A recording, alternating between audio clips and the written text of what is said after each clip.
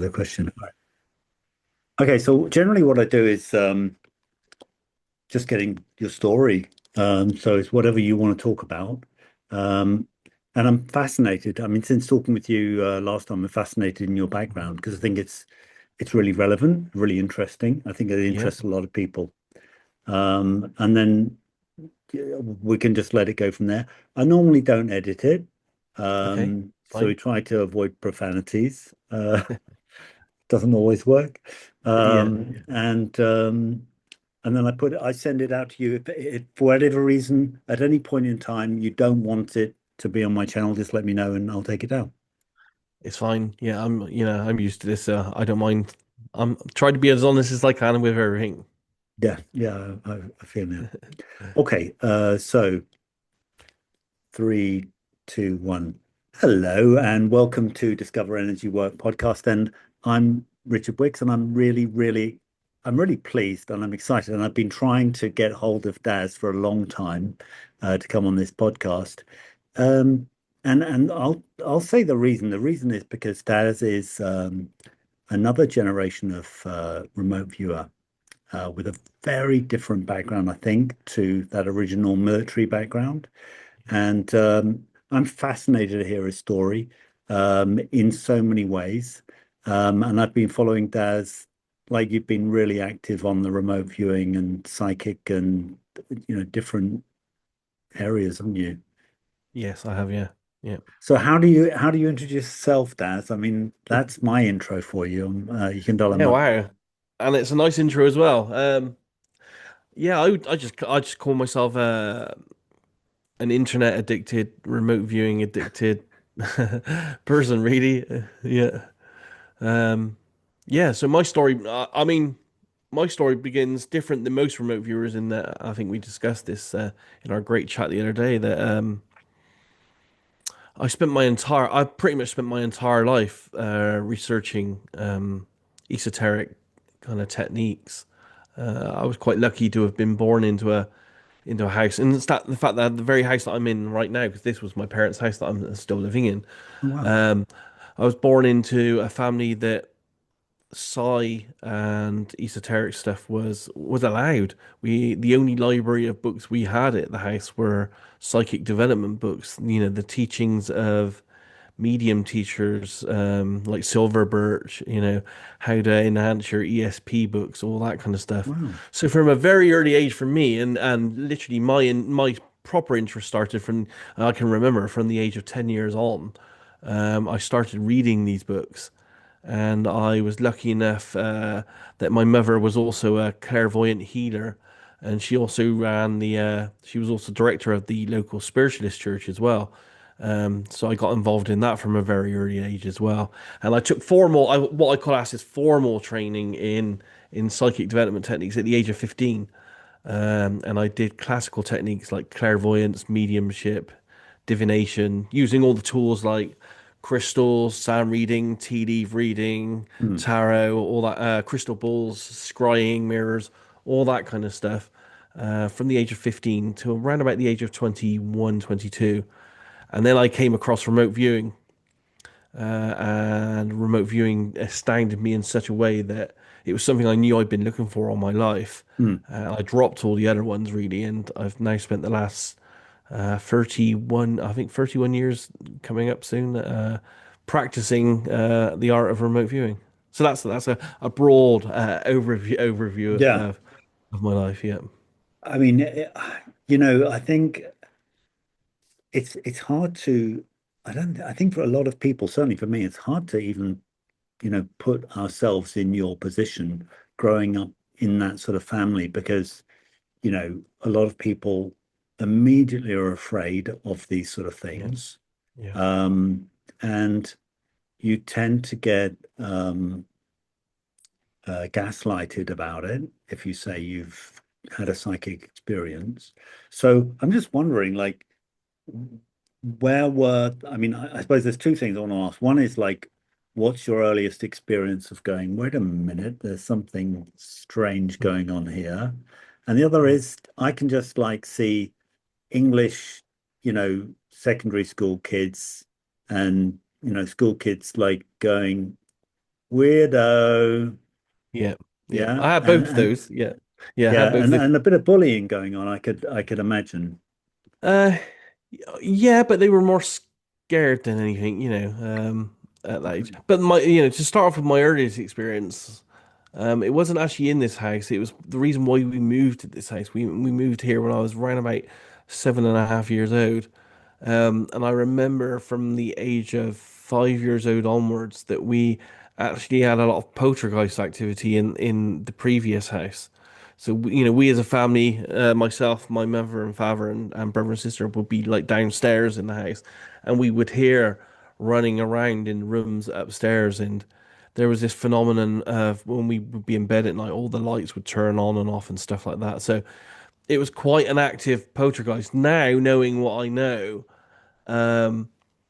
it may have been because poltergeist activity does follow uh, children quite a lot. It may have been that we were born into a psychic family, and me and my brother and sister might have been manifesting psychic skills that we didn't know, or Yeah. anyone knew about at that age, and that might have been coming forwards as poltergeist activity. There might be other stuff involved as well, but yeah, so that's the earliest activity of having poltergeist activity, which made us move from that house to the house I'm currently living in now, and I've been living here for 40 plus years.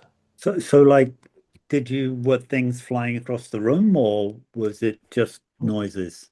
Just noises mainly, and I remember instances of us as children constantly being told off for turning the lights on when we went to bed at night, and none of us, we couldn't even reach the light switches, because we were only 5 years old, and they were up, Right. they're up at adult level and stuff. So little things like that, and I think it forced us to move, and I think that also kind of forced my mother at the time to then get a bit more heavily involved into looking into this kind of stuff, which then led to, her being involved in the local church and channeling and mediumship and all that kind of stuff, and to where I am today, really.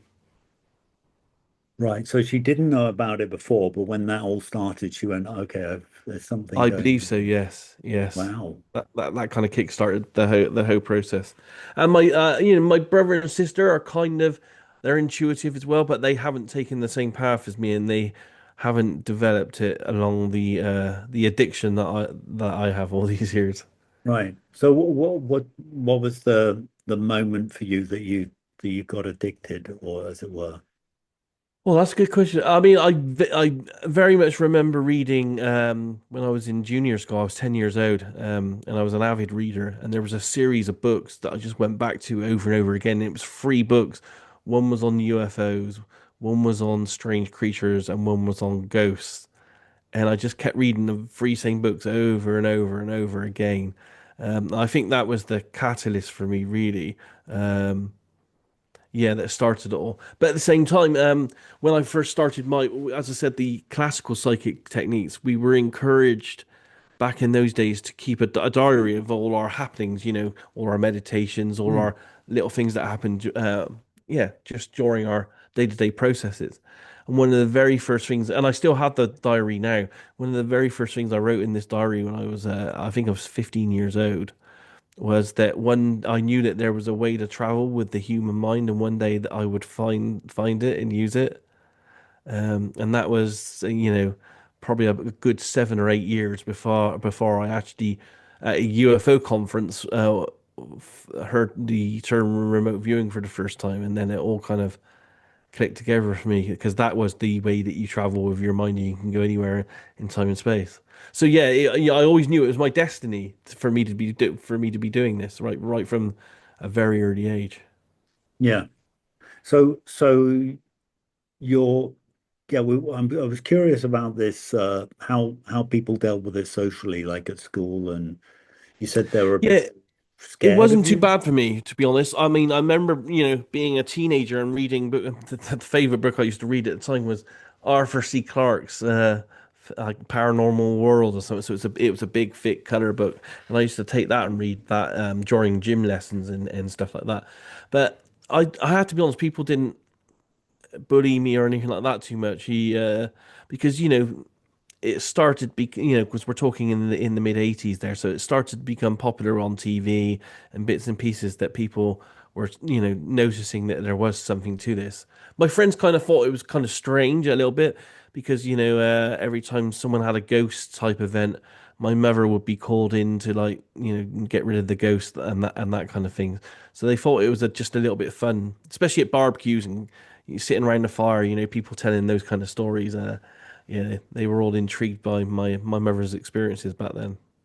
Right. Oh, that's kind of that's kind of a positive feedback because I mean I remember my father saying to me there was a lady called Betty Shine, you might have heard of her in Yes, I know her. Yes, and yeah. he said I've met this lady and she cured a family friend who had Yeah.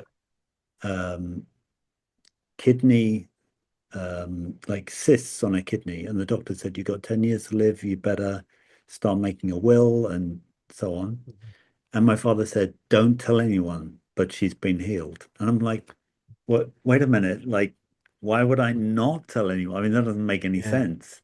yeah, But it was this, you're going to lose all credibility with all the people that you know yeah, if you say you believe this.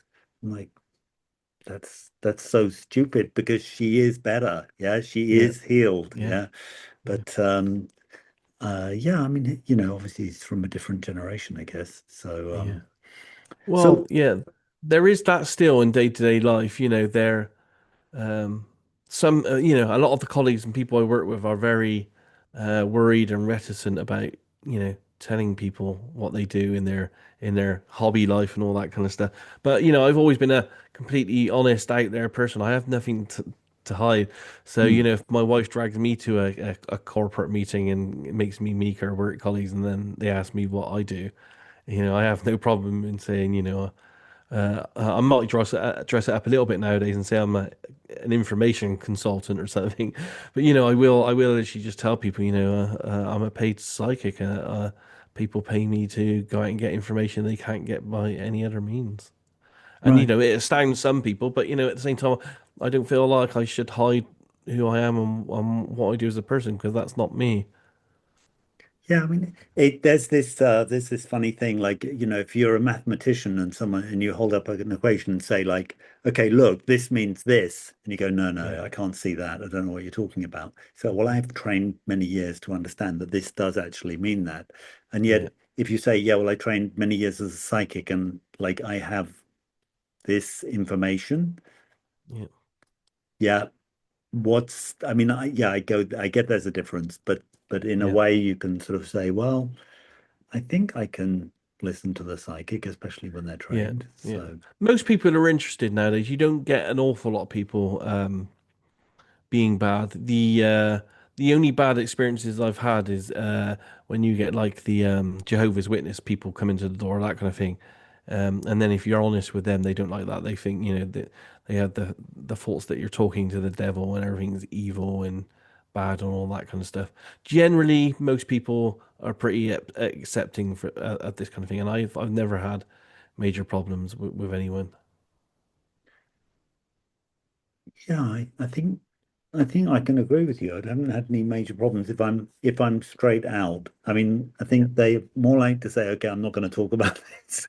You know? Most people are extremely curious, and then they have a huge wealth of questions that go on for the next hour or two. Hmm. Once you tell them, especially if you tell them like you're a remote viewer, because that's a bit of a niche, so they don't know too much about that. So when you try to explain to them, you're using a technique that the American military devised in for spying on the Russians, and you spent the last 30 years being able to go anywhere in time and space, and people give you information that kind of blows their mind a little bit. And then, yeah, they just have a huge wealth of questions.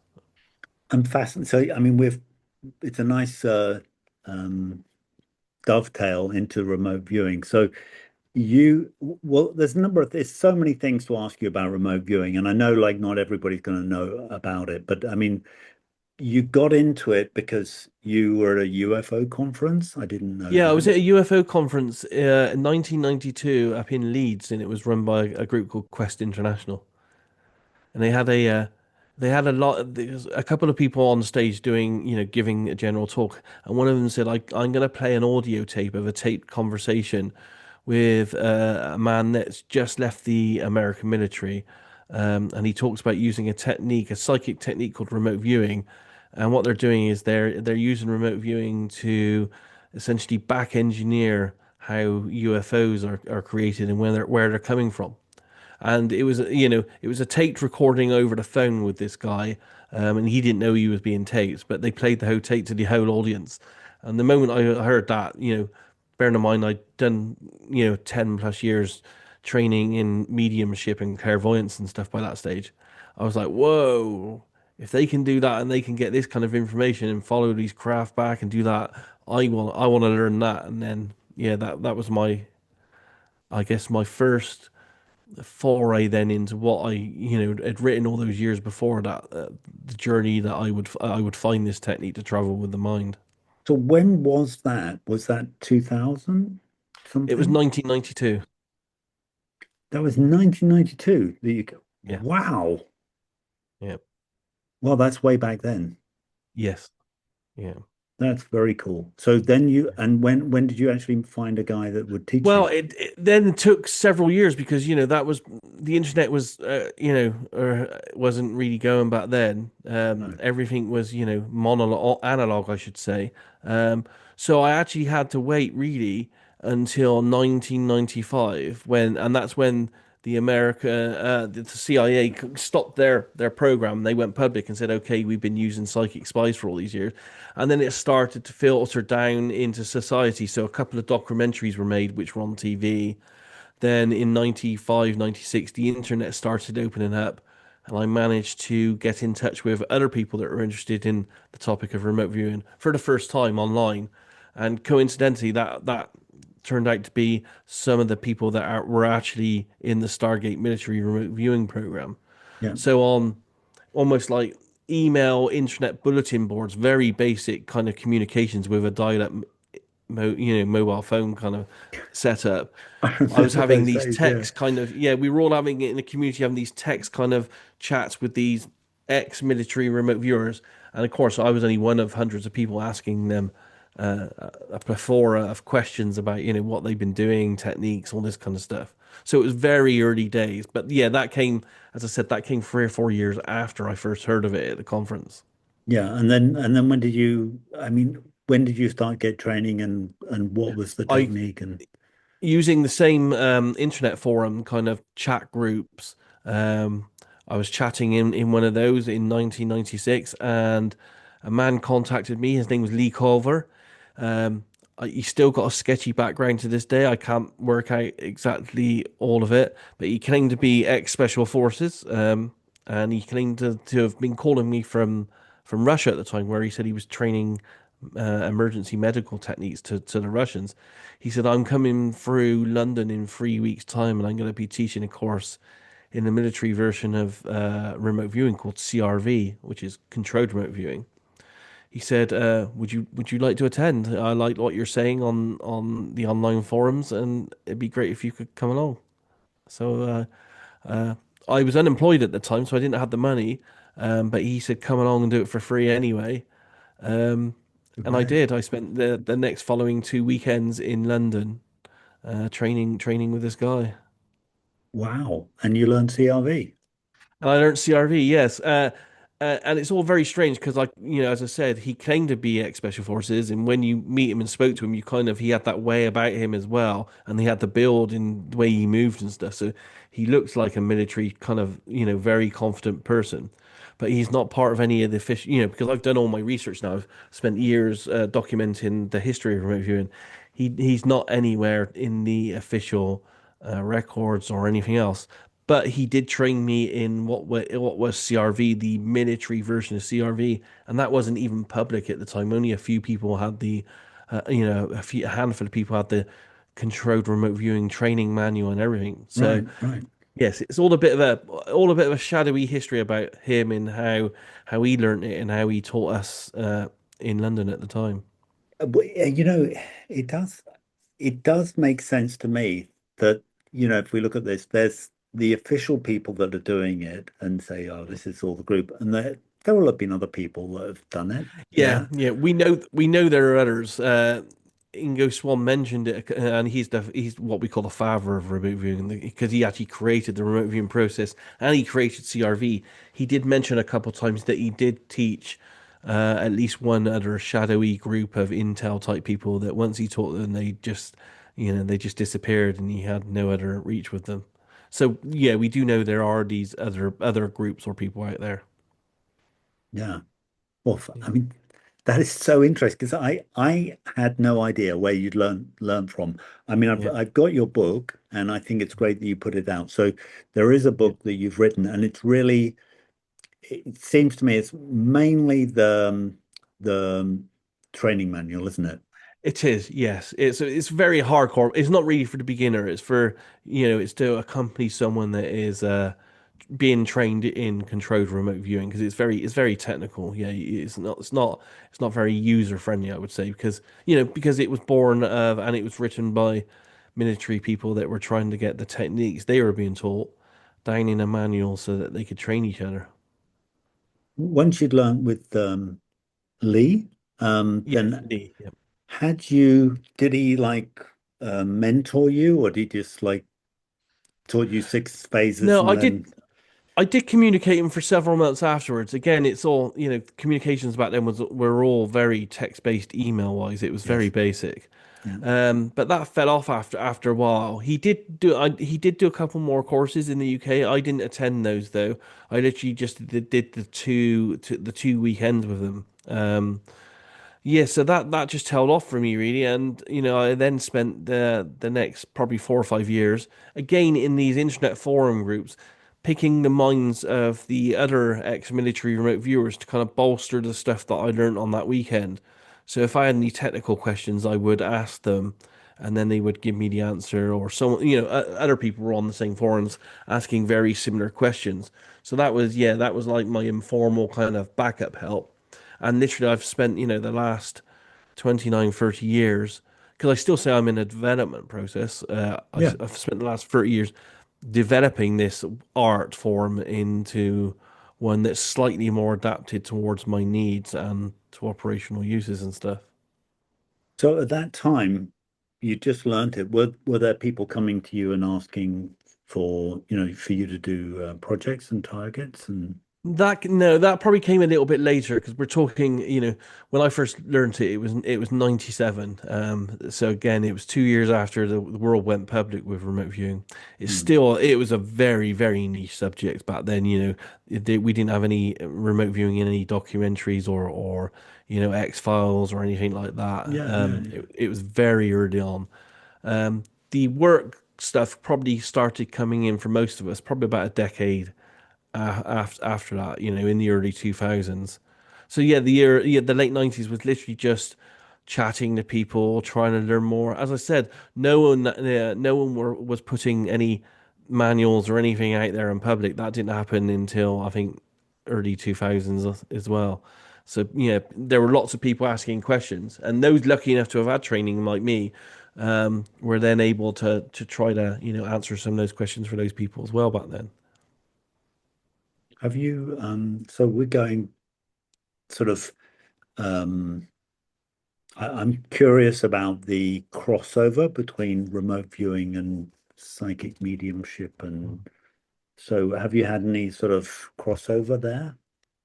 I haven't, to be honest, and this is where it gets not a little bit weird. I dropped the classical stuff because I always had a problem with the fact that a lot of it was spontaneous and I didn't feel in control in any way. So you'd like put yourself into the zone and say, okay, I want to, maybe I maybe want to talk to a dead person type thing. If you're in the role of being a medium, and you kind of just like open yourself up and wait there for maybe something to happen and take place and give you information. And the information for me was always very symbolic and very hard to there was a process of interpretation there to try to get it across to the client or the end person. Remote viewing is completely different and all that. It is, but it's not. And it's hard for me to put into words really. in that when I was doing my classical psychic techniques, you usually become very honed as a psychic person in an individual skill. So most people either become a medium or a clairvoyant or a clairaudient or a channeler. They don't really have skills on on all those levels.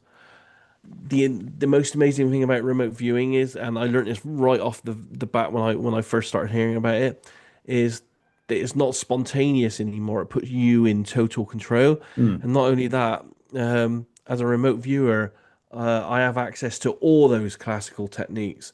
So I can be at a target and I can touch, taste, smell, and hear the target. So that's clairaudience, clairvoyance, clairsentience. That's all of them all rolled into one. But not only that, I have other skills like, I can move around the target. mm, I can move inside the minds or the energy fields or the emotional states of people, describe, sketch those.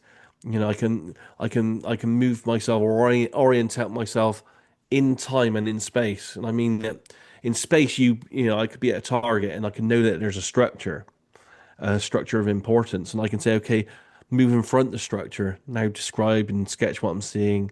Then I can move myself inside the structure. What am I sketching and seeing in here? Why are people using it, and so on. So that's in space movements, in dimensions. But then again, on the paper that we're using, I can literally just draw a timeline as well and say, okay, I'm looking at this target now, the target time. Let's move back a week, or let's move back 100 years. mm, What's happening at this target in 100 years or in a week, or let's mm, move forward 3 weeks or 12 hours or whatever, and now look at the target. So, because I'm in control, I can also, as a remote viewer, move in time as well, space to mm, gather and get a lot more information. And so the wealth of information that's available to me as a remote viewer was just so much more than being in my classical training. And as I said, it was all about control as well. Rather than the process being in control, I am now in 100% total control of every piece of information I get and when I get it. mm. And that's That's what blew me away, really. yeah. I mean, yeah. It does blow you away. I mean, have you ever been blown away by a target? Yes, several. Yeah, several. Yeah. Can you Because talk about it? Or that's another good thing about remote viewing as well is that it's essentially all. Although I'm using a method and I use an adaptive version of CRV now, essentially anything psychic that a person wants to do, and I have remote viewers that use tarot cards. But what it is that makes it remote viewing other than being psychic is that we agree to do our project within a set stage of rules or what we call protocols. So, and they're there to differentiate it and make you know that you're doing any information you're actually getting only comes from psychic means. And there's also a mechanism there where you can have a look at your psychic data and then you can check it for accuracy. hmm, So the rules are to make it remote viewing, and so you can do anything psychic within these rules. But the rules are that it can't be a spontaneous target. The target has to be chosen beforehand, so it has to be a solid, proper target. Second rule is the remote viewer has to be blind to the target and can't have anyone in his vicinity that knows anything about the target. The third rule is that all the information the remote viewer gets has to be recorded in some solid format. So that could be audio, video, whiteboard, and pen and paper, that kind of thing. mm, mm, And then the final part of the puzzle that makes it remote viewing is there always has to be a certain amount of feedback available so that you can then take my information, my 10 or 20 sheets of paper, and then look at it against the feedback and then say, okay, this is accurate, this is not accurate. So you can then evaluate that psychic information took place. And the reason why we do it within that scientific framework, which was developed at SRI in the 70s, Stanford Research Institute, is that by making it non-spontaneous, by making the remote viewer totally blind, by writing all the information down and then being able to check it against feedback, you know that there's no contamination taking place. You know that the only source of information can only be psychic information. And you can evaluate it at the end and say, okay, this information was 50% accurate or 60% accurate, and so on. So it mm, takes psychic information that people have been getting for many thousands of years and puts it in a framework that allows you to evaluate it scientifically. So that's the only really difference between what I do and what normal clairvoyants and stuff do. I agree to work under these very tight, specific conditions. Mm, mm, Yeah, so, yeah. I've done tens of thousands of targets over the last 30 years, and every target I work is blind. I don't, I'm literally just given a random number, 1234 dash 5678, and to get the information. Mm.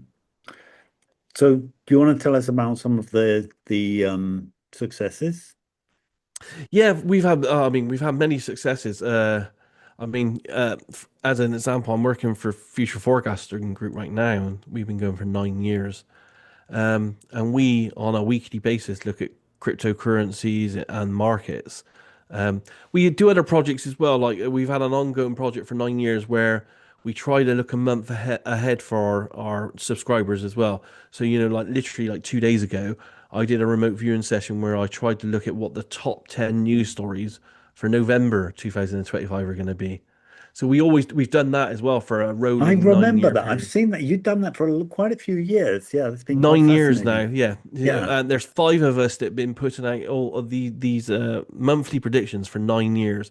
And I know, for example, that if I put out 10 predictions for what's going to happen in November, I have an ongoing rate of 65% accuracy. So 6 to 7 out of those 10 will accurately occur on a month by month basis, year by year as well. I think some people hear it and they're going to be going, well, that's not that good. But if what I understand as far as intelligence is concerned, like, the intelligence services, Yeah, having that much accuracy is phenomenal. Yeah. yeah, yeah. So yeah, it's really, I mean, you might not be able to answer this question, or if you do, you might have to kill me, but have you worked for the intelligence services? Have they come to you or wouldn't you know? Yeah, unknowingly, I think I have a few times, but I did spend 5 years working for a group called the Find Me Group and they're based in America, and it's a group of psychics that work with law enforcement agencies, and they also have search and rescue dogs and all that kind of stuff. And they work with them, and we worked on missing people cases. So for them, in the 5 year period, I did work on approximately 250 missing persons cases for many of the top police states in America and the FBI, Canadian Mounted Police, and all sorts there. And they do have. I haven't done it for a good 10 years or more, but I think the Find Me Group have something like a 3%, 30% record. I think it's about 3% record of finding people using psychics. Um, which is, when you're being used as a last resort and no one knows anything. Yeah. I do have a couple of good letters from police chiefs saying, thanks to your team. If it wasn't from the help of your team, we wouldn't have found the body. And we pinpoint locations. In that case, with the one I'm talking about, I was slightly off on that. I was probably about 50 meters off with my GPS coordinate, but that's because I knew that the guy was in a river. And when I looked on Google Maps to try to put my GPS pin in, Google Maps didn't tell me which way the river flowed, so I was a bit upstream rather than downstream on that one. Wow. But we can get that accurate using remote viewing. You can get as accurate as a few meters away from a target. What I mean, I see. We've shared an experience, and we're trying to sort of hopefully also share this experience with other people. And I'm just thinking, sometimes being at the target has been so real. It's really hard to describe that to somebody who's never done remote viewing. Yeah, yeah, Um, uh, I mean, one of the targets that I had was just again, it kind of freaked me out. Was the target was one of these Apollo rockets taking off, yeah, and the picture was literally the top, this little module, and yeah, like I'm going, oh my, oh my God, I don't know what's going on, but this is like scary, big time scary. Um, because I don't think anything could prepare me for. being inside or being on top of Yeah, that yeah, rocket and feeling that power, that explosion, and that height and that absolutely. force. Yeah, we can Um, be totally engrossed in the data in such a way that it actually builds like an internal virtual reality within you, your mind that you're there at the target experiencing, the events that you're experiencing, which, unfortunately, in the case of some of the targets, when, that involves death and destruction and murder and all that kind of stuff, that can be quite negative as well. So there are some people that can't cope very well with those types of targets within remote viewing. yes, I'm mate. all right, you see. I have a belief system. I know that I'm just there as a reporter, so I'm very detached from what I'm reporting. For me, it's just very matter of fact. I got my sheets of paper with me. I'm just writing it down. I know that there's a death. I know that someone's gone through pain and they've been murdered, but Yeah. that's not me. I can keep that detachment very well. But I do know there are people that can't. They get a bit too emotionally connected to it. I'd like to be one of those people that says, yeah, I'm so cool Yeah. and yeah, but apparently, at least, the way I'd learned, I felt like I was just totally thrust in there and yeah, I didn't really know what to do and how to deal with Yeah. it. Yeah. Um, We're all different. We all bring our own life skills, things we've learned through our life and stuff, as part of our tool set as well as remote viewers and psychics. yeah, Yeah. it, I forgot what I was going to ask you. I think it was to do with, um, working with, when you were working with the military, have you worked with the military remote viewers and I haven't worked direct with the military. I have worked for one of the military remote viewers on a couple of projects that were, and on my website, I do have a letter from a two-star general thanking me for working a project looking for a missing American soldier. okay. Yeah. So because again, one of the other things that I noticed was, and it's taken me a long time to notice, but essentially, um, well, I think there's a certain um, similarity between you and Angela Yeah. de la Fore, Yeah.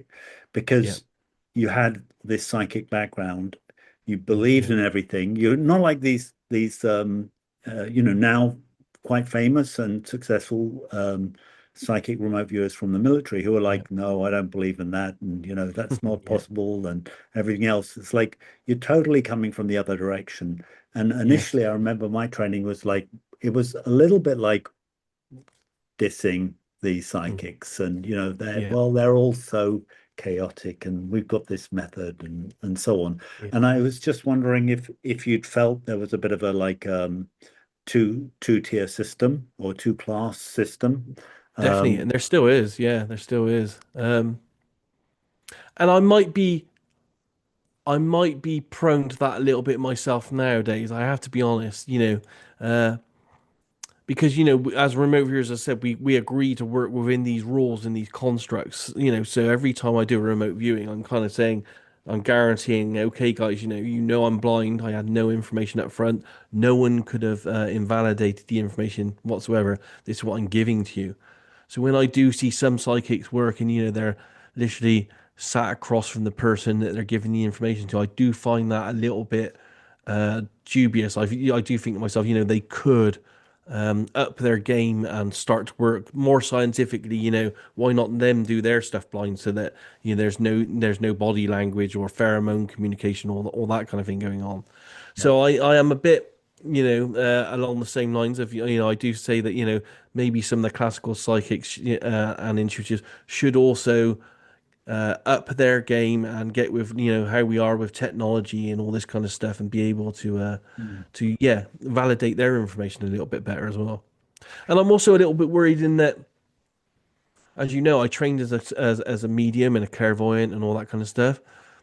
But I have changed my worldview on it and I don't know now. I used to believe that life after death was an absolute, because, you'd have communication with dead people.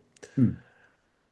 But I can get the same kind of information from remote viewing, not by talking to dead Mm. people, because the information field is there. Yeah. So I'm not skeptical of life after death now, but I'm a bit more questioning and thinking, are we just all accessing the same information? But those people are interpreting it and thinking that they're getting it from a person, where we're all just getting it from a field of information that exists everywhere. So I am a bit on the fence of life after death. Do people talk to dead people now? All that kind of stuff. Even though, as I said, I thought I was doing it myself for quite a few years. Yeah, I mean, I kind of feel it's a model, you know. I mean, it works as a model, but it might not actually be um, the reality. It's like reincarnation. There's so many great examples, but they Yes. tend not to come up with the other alternatives that could also explain it. For example, Yes. people connecting Yeah. with different timelines and Yeah, getting they could just be information a from really different. intuitive person that's in tune with that. Just, like as a remote viewer, I can access those timelines and talk about past lives of people, what they were doing, what they were eating, Hmm. what they were wearing, all that kind of stuff, without thinking I'm, having a past life experience of my own. Yeah. Because the information's there. Information doesn't disappear. Everything that's ever happened or everything that ever will happen Hmm. Hmm. is in this field of information that that flows through all of us. A bit like, and I equate it to the Star Wars films because that's the easiest version. They talk about this force that flows through everything in the universe. Hmm. That's how I see with what we're doing. There's this force. We're all connected to it. And physics is calling it like holographic universe or entanglement or quantum universe. Hmm. I think physics is now starting to catch up with what esoterics has been talking about for thousands of years. Hmm. Yeah, so I don't have these set views anymore. I don't know where one. I don't know if channeling you're talking to other beings, or I don't know if as a medium you're talking to dead people. And again with the past life stuff, I don't know what's happening. All I know is as a remote viewer, I can access all that information just as much as I could as a clairvoyant medium. You know, in the conversation we had before on your podcast, um, you talked about this experience of talking to entities from Yeah. other dimensions.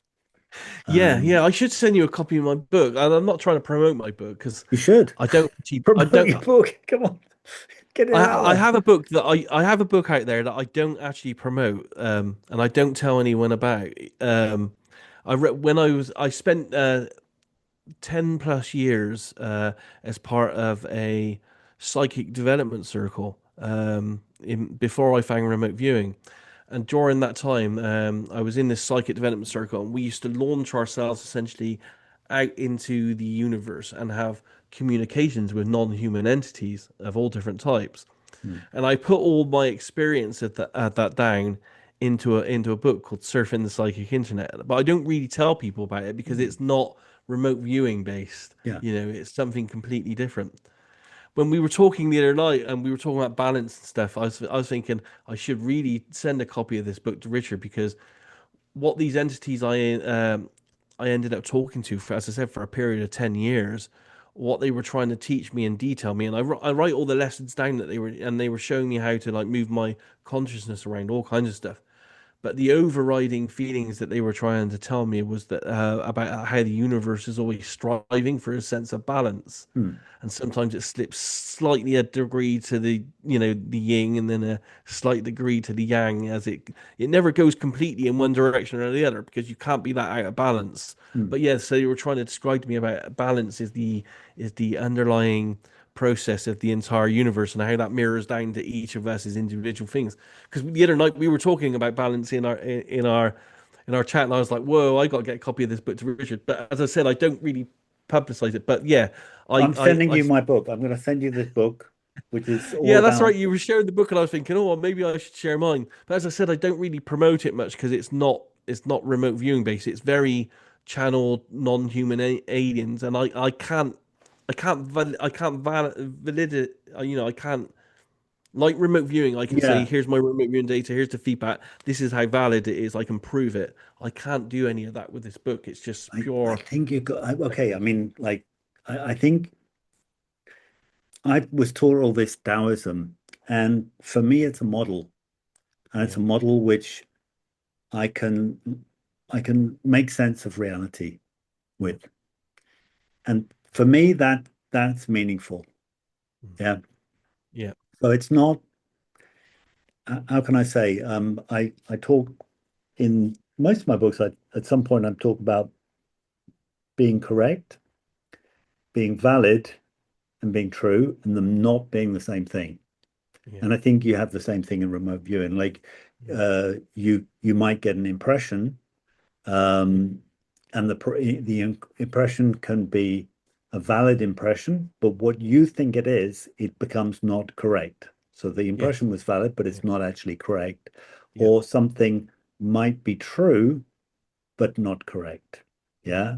So, and and that's sometimes I find it's like it's difficult to explain, like, or something can be factual but not true. Yeah. And Yeah. it's like, Yeah. whoa, wait a minute.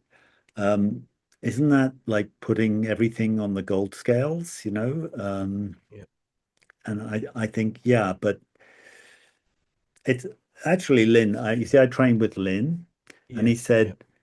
said, he's got this thing about saying, well, remote viewing, essentially, when you're doing um, your psychic tests and you're going through a pack of cards, it's 56%, something like 56% correct. But Mm. what they're saying is he'll be describing the diamonds and describing the colors of the cards. You know, that's how they know, Yeah. rather than guessing red or black, or Yeah. Yeah. face cards and so on. And of course, it's very difficult to, you know, compare them, you know. Yeah. So I'm all in favor of that book. I think it's fascinating. And I am fascinated. Um, It was a great time. Yeah, it was a great period of uh, discovery and again, it was an interesting period for me because it wasn't just experiencing communications with non-humans of all different types. They did take me through esoteric type lessons to, teach me how to move my consciousness around and, how to let other beings slowly come into you to communicate, but without taking over and damaging all that kind of stuff. Which, and I did promise them when we were doing this in the early days that I would write it all down and then put it in the book, and that's the only reason I published the book. Because as I said, it's completely different from my remote viewing stuff. So yeah. I try not to mix the two together because I don't want remote viewers really to read a book like that because again, it's I can't validate any of it. I can't, say that these experiences actually happened, and it's a completely different life than what I now do with the remote viewing processes. True, but I mean, if I look at Ingo, I mean, like his books, he covers an enormous He spectrum. does, yeah, yeah, Um, and he doesn't let him, I mean, I mean, I find his apparitions of Mary, Mary, yeah, phenomenal book, yes, phenomenal. Yeah, so many of his books, penetration just about the UFOs. It's kind of like you'd think, oh, he's just into UFOs. Which brings me on to the UFO yeah, topic, because it's something I know nothing about. I'm not super okay, yeah, interested in it, because I feel yeah, like it's like there's tigers in them hills. I'm not looking for them. yes, What, yeah, cobras here? Yeah, I'm not looking for them either. yeah, Um, but you were curious about them. yeah. I started, and I can pretty much tell you the day I started looking at remote view, not remote views, UFOs before I got into remote viewing. And so it's been like a side by side kind of investigation all these years. But I started looking at UFOs because I live in Bath in Somerset here in the UK, and Mm, in 1989 we had the crop circle outbreak for the very mm, first time, mm, and that was when we had the big, for the very first time in the fields, we had the big what we call pictograms. So there's multiple circles with arms and legs coming off them. That happened in '89, and that was covered in all the press. And that was for me, that was like, whoa, what's going on here? This doesn't mm. look right. So at the time when I saw those, and I felt compelled to go down and travel and see and get involved in all that crop circle research, because they thought that they may be coming from the skies. That led to me instantly being enveloped in UFO research, which I still am to this day. So yeah, so as simultaneously as the crop circle stuff came about in '89, I was looking into that and I looked into the UFOs, and I've been hooked on both those other side subjects ever since. So do they meet? Do you do a They lot definitely of? do meet. Not so much nowadays. I think most of the crop circles people see, if they see any of them in the fields current day, I feel are generated probably most probably in most cases by humans, but with a caveat of that even some of those people that are hoaxing the crop circles, they feel like they are inspired by someone else or something Mm, else. mm, So you have to bear that in mind as well. In the early days, in the eight, from '89 to something like '94, mm, I would say that that was a very curious time, and the majority of the circles or the shapes at that stage were non-human created. I don't know mm, what was doing it exactly. And bear in mind, I'm saying this from the position of person that weekend after weekend, night after night, I went actually to the crop circles, and there were even some circles that were reported directly to me, and I was the very first person that had ever been in them, so I could examine them in depth. well, Yeah. So I spent a lot of time in the crop circles in those early days, and some of them were quite unique. And even to this day, like for example, the very first major crop circle that happened, the pictogram one, was in a place called Alton Barnes in 1989, and it was the very first big one I went to. I went there on the first night it had been reported in the press. I got my father and my mother to drive me down to it because I was only young. I was 19 at the time, so mm, I couldn't drive. And whilst we walked for the crop circle, we got there about 9 o'clock at night, so it was all dark. mm, Um, whilst we were there, I took samples of that crop circle as well. So I took a sample of the wheat that was inside the biggest circle of the crop formation, bagged that up in one bag, and then outside the formation, several meters away, I just picked a random piece of wheat there, bagged mm, that up in another bag. I still have those two pieces to this day. mm, The one on the outside is gone black and all moody and just looks awful. The one on the inside from the crop circle looks as fresh as the day I picked it in mm. 1989. Nothing on it Wow. whatsoever. Yeah, and then they're only mere meters apart, Yeah. but one was affected and it was in the circle and one wasn't. Yeah. Mm. Yeah, so and I can't scientifically prove anything with stuff like that. It's just another one of these weird things. It's like, It's whoa, a fact point, isn't it? It's like yeah, this is a fact point. It doesn't necessarily lead us to a conclusion, but it yeah, could it has implications, yeah. it does, As yeah, and that's so yeah. So I got into UFOs because of the crop circles, and I amassed like with my remote viewing. Once I'm into something, I get a bit OCD. I guess I get a bit obsessed. And the moment I got into UFOs, that was it. I used to write all the letters to the MOD and all the places in America for the Freedom of Information Act documents. So at one point, I amassed like 10,000 Freedom of Information documents, thousands of books on UFOs. I had a vast library, mm, and at one point, I even had every publicly available piece of film footage from the 1940s to 2005. And that was when I stopped collecting. It was like, because I had a vast library of mm. videotapes, 3 to 6 hour videotapes. It was just too much. It was just like, I have to stop now. So yeah, I had a vast library of UFO materials. There's um there's a difference between I mean for me, there's a difference between, say, reading about psychic phenomena and actually experiencing and going, no, there is no question. I've experienced this. I it's too real. Yeah.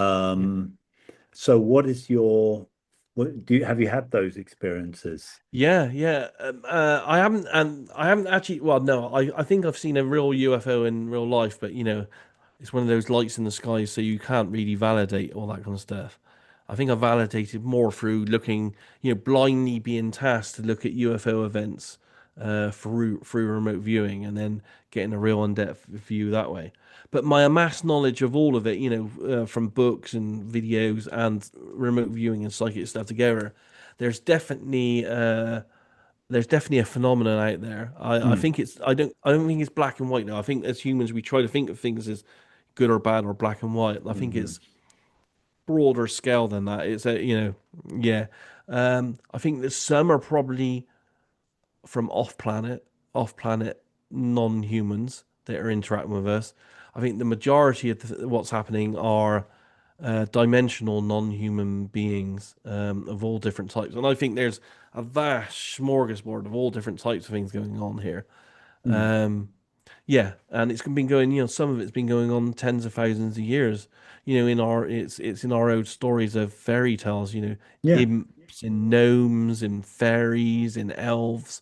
I think all those stories that we got from from the fairy tales are most probably dimensional beings that come in and out of our awareness. Every now and again and stuff. So I think huge amounts have been happening for thousands of years, and we just don't know the parameters of which and what and where and when. It's very confusing.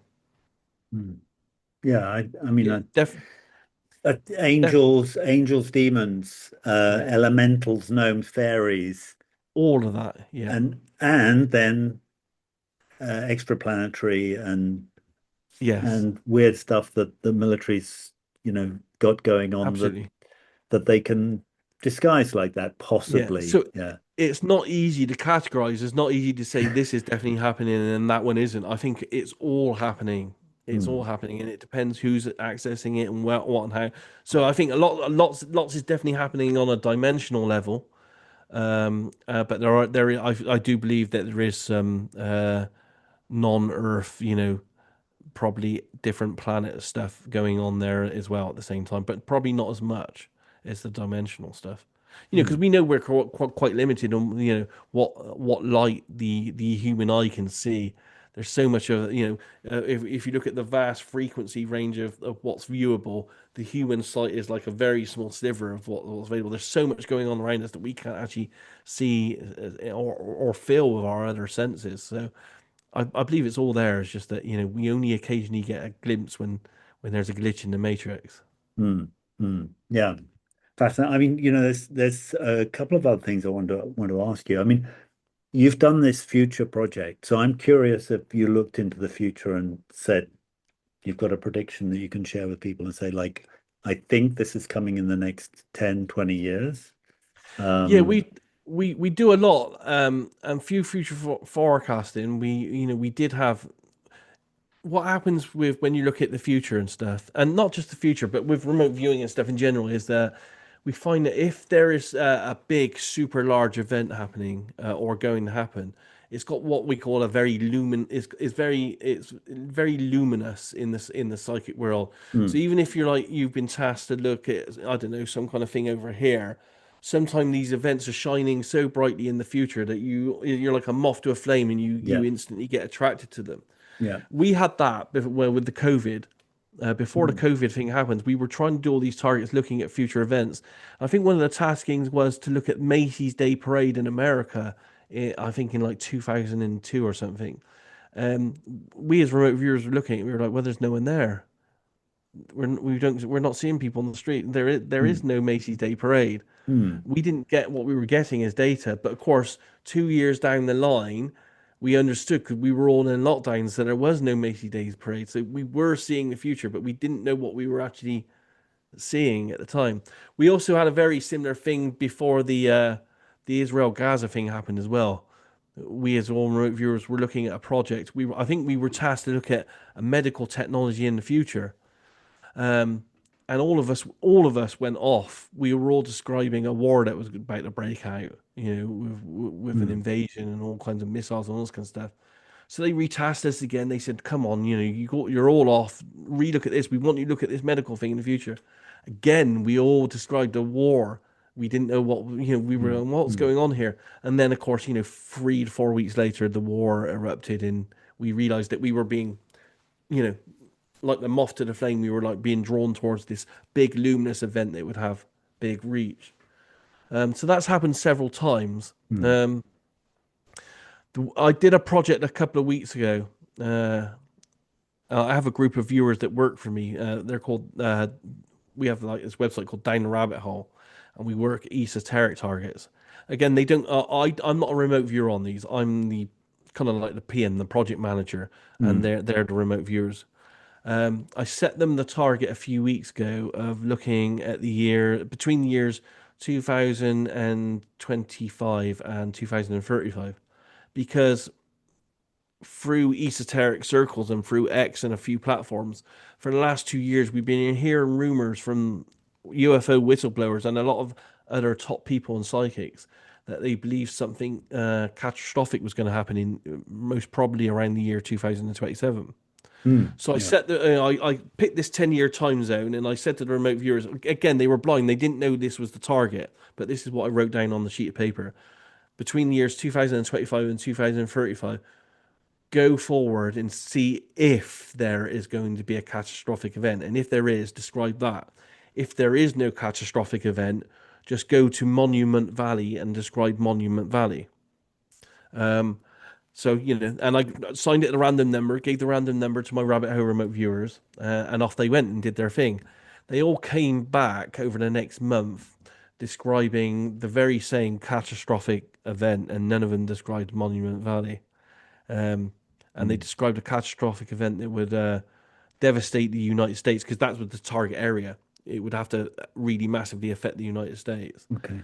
And they all described a big, massive geological, man-made though, geological event purposely done that would cause huge, big tidal waves and massive destructive damage Mm. within that time zone.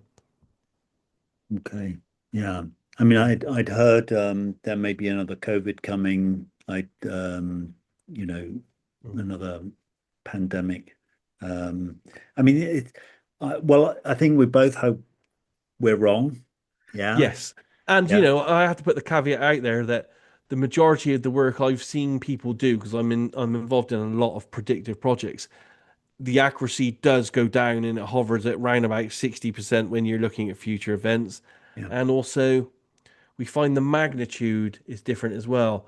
If you're looking at a future event as a remote viewer and you say, "Oh my God, this it's going to be this big, it's going to be huge," you find that when it actually occurs, if it occurs, the magnitude of it is half of what you said it was going to be. It's almost like you somehow exaggerate it in your remote viewing.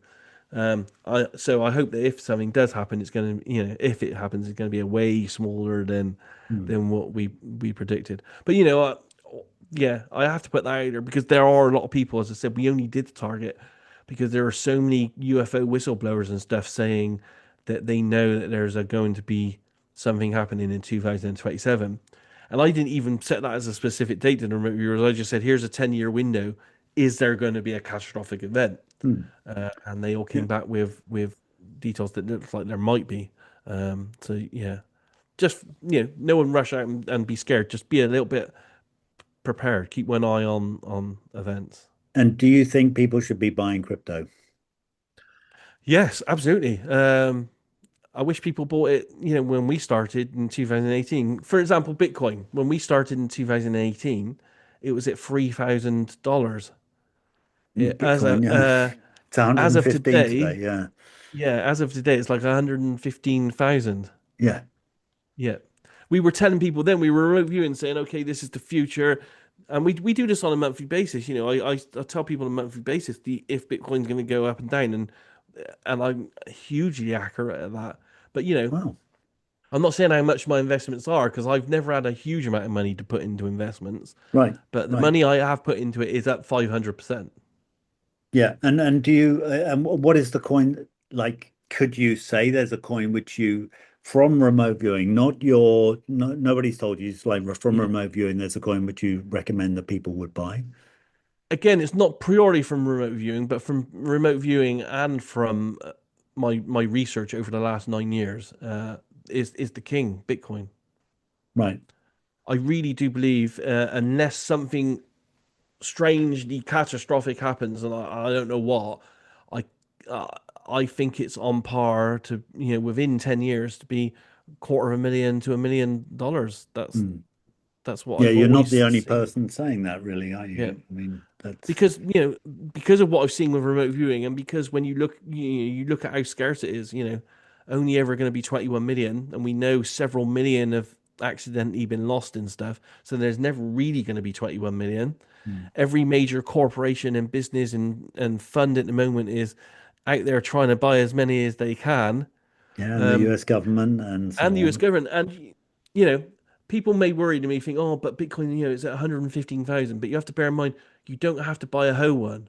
You can buy it in very small increments. So if Yeah. you only have $5, just buy $5 worth and just do that on a regular basis when Mm. you can, how you can, and just get yourself, because if you're doing that now and in 10 years, it may be, 250,000 to a million each, then your money's going to be going up significantly. So that's Mm. what I say to people is definitely Bitcoin, and then some of the others in the top 10 of any crypto list. Mm.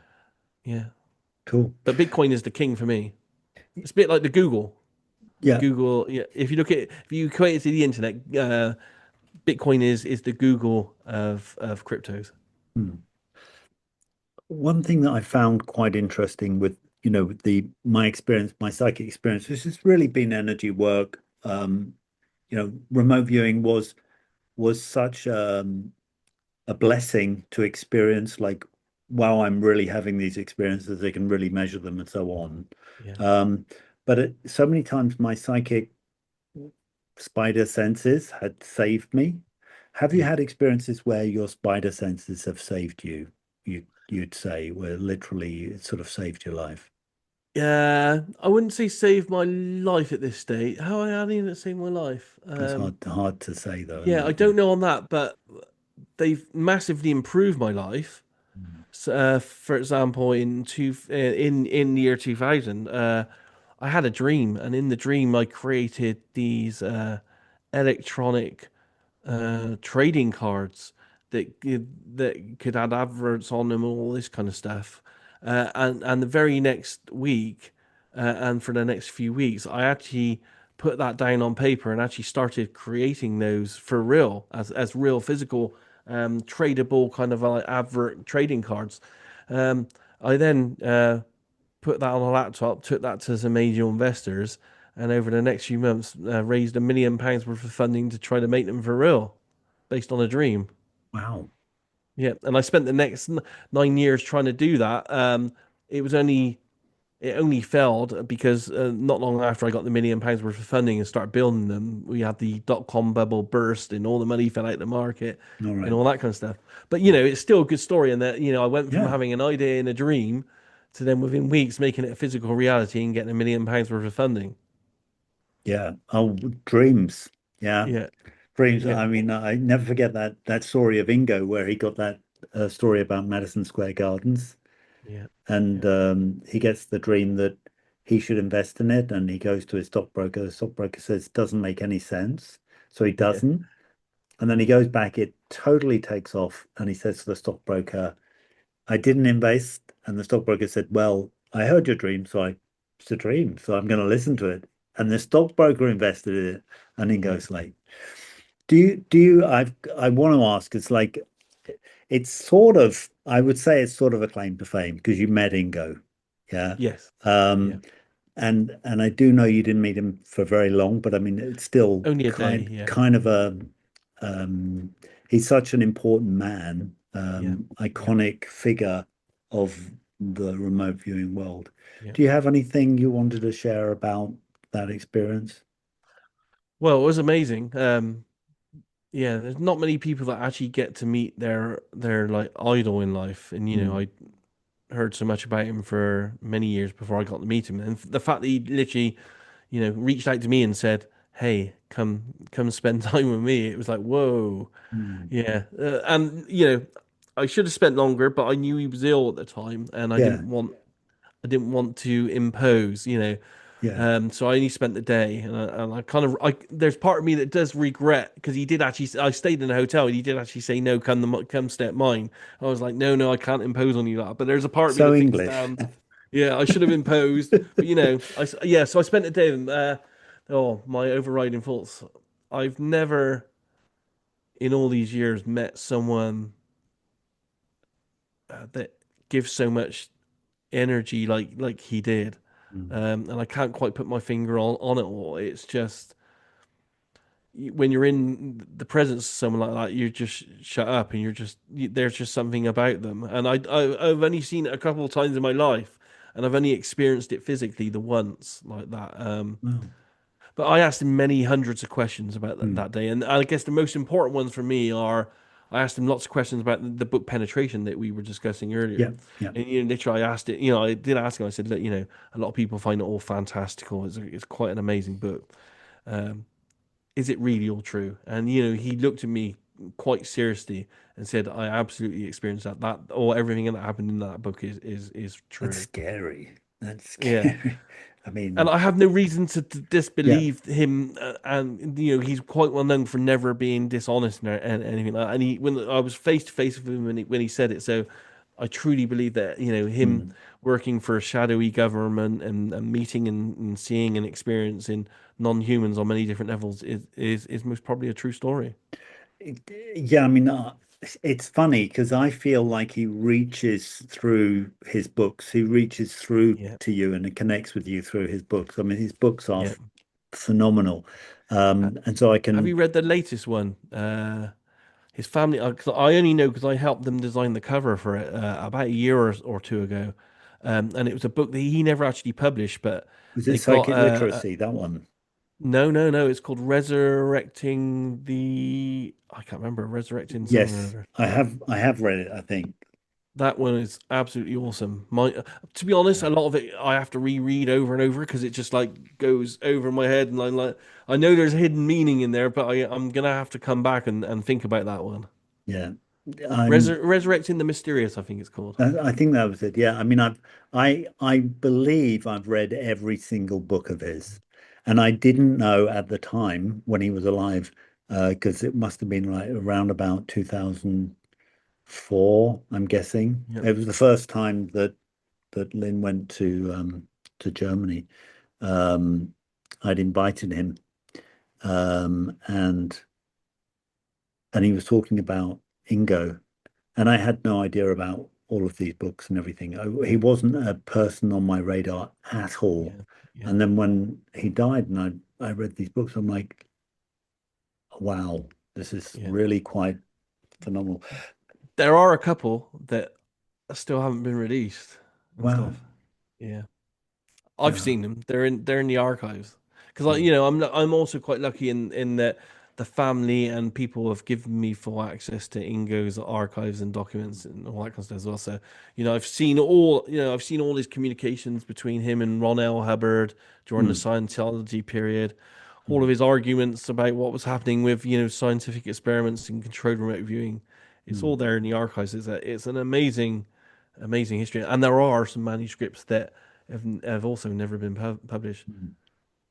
Yeah, Yeah, phenomenal chap. yeah. Mate, it's been absolutely fantastic talking to you. I It's been great mean, again. Yeah, we it's should definitely do it again. yeah, I mean, um, I'm I would love to do it again. I would love to, whatever you want to talk about, come and have a chat. Um, it's really nice. I think it's really heartwarming for me. I think you've got a lot to share. And do you want to give a shout out about what you're doing so people can connect with Oh, you if what am I they're, doing so much? I mean, if people want to have a look at remote viewing, I have a great website called remoteview.com. It's got thousands of remote viewing projects on there that people can download. There are loads of videos. I even created a remote viewing template, so you can easily learn how to do a really basic form of what I do, control remote viewing, but literally mm, within a few minutes on a template by watching a video. mm, And I even for the last 15 years have created a magazine, a remote viewing magazine called Eight Martinis. yes, If you go to my websites, you can download every copy of that for free as well, and it's got absolutely amazing articles and examples of remote viewing and that for anyone to have. So there's mm. loads of information out there that people can get. Yeah, It's so generous. And people can come and do remote viewing training with you, can they? yeah, I do mentor people. It's a very limited class though, and you can find that through just go to any of my websites. You can find the links.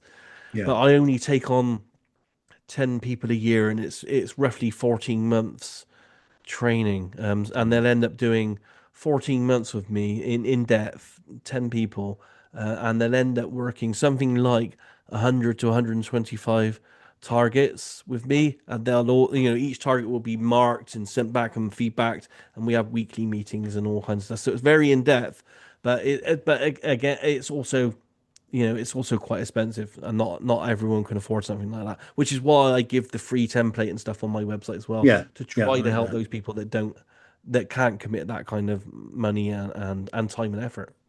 Are you going to write another book on remote viewing? I mean, I think it's almost I'm gonna, to be honest, I'm gonna write. My method is what is an adapted form of CRV. I call yes. it like a contemporary version of CRV, and that's what I mentor. I'm actually thinking about writing a really comprehensive, easy to read book on how to do that and giving that away to everyone for free. Oh, wonderful. So I'm in the process of doing that, but I'm also in the process of writing a version of CRV history. So it's how Ingo came about CRV and every stage of his development of CRV during the years 1979 to 1986. And that's going to be backed up a lot by letters from his archives, Hmm. from the Stargate archives that have been released by the CIA, so people can actually see how he came up with what he came up with, and yeah, and Wow. Be the good amazing. parts. It's going to have the good parts and the bad parts, because Ingo, he was a lovely guy, but like most psychics out there, he had a bit of an ego and a bit of Yeah. a complex about him. It was his way or the highway kind of thing. Well, So you need there were one. lots of You arguments and need bits and one. pieces. Yeah, Like everyone else is stubborn. I've got a strong will. Yeah. yeah, yeah. So, no, There's brilliant. lots of fighting and all that kind of stuff, but it's all in the archives that people don't know about. And so I'm just trying to put all the information so people can see the good, the bad, and everything all, and see how CRV was developed from the beginning to the end, and yeah, make of it what they will, kind of thing. So it's a bit of a book for the people that are hardcore into remote viewing, but I want to try to get that out I'd there read that. I on. think that's really fascinating to have because everyone likes a bit of dirt. Yeah. I mean, everyone Yeah. likes a bit of a bit of intrigue. Yeah. Yes. Yeah. I don't think it's not exactly the Cardassians, but you know what I mean. Yeah. Yeah. Brilliant. Okay, thanks, mate. So, well, I'll post a link to everything Daz is doing, and I'll post a link to that book if I can. If I Yeah. can find, I think it's for sale on Amazon. I hope. The psychic internet one. Yeah. Yeah, what I'll do is I'll give you the link for that and my other two books in a folder that if people want it as PDFs, they can download them for free. Oh, well, okay. Well, very kind. Okay, mate. Have a great evening. Thanks so much for coming on, and thank you everybody for watching. It's been a pleasure again. Yeah.